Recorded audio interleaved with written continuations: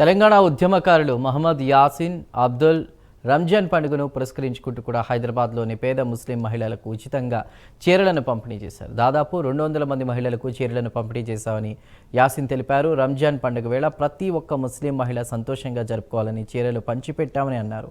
గత బీఆర్ఎస్ ప్రభుత్వంలో మైనార్టీ వర్గాలకు సముచిత స్థానం కల్పిస్తూ పండుగ వేళ ఉచితంగా చీరలను పంపిణీ చేసేవారని అన్నారు. కాంగ్రెస్ ప్రభుత్వంలో ముస్లిం మైనార్టీలను చిన్న చూపు చూస్తున్నారని అన్నారు. हम जो है सो एक छोटी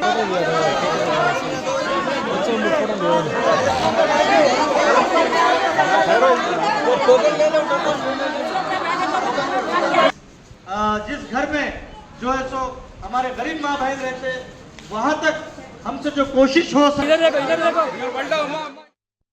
ఈ రోజు మా రంజాన్ పండుగ 27వ రోజా ఉన్నది.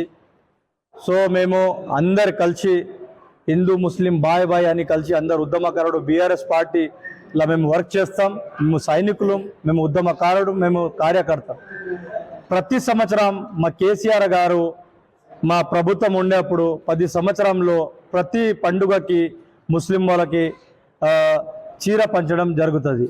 కానీ ఈ సంవత్సరం ఎప్పటి నుంచి రేవంత్ రెడ్డి గవర్నమెంట్ వచ్చింది అప్పటి నుంచి ఈ ఎవరికి ముస్లిం మహిళలకి ఏం బెనిఫిట్స్ కూడా లేదు.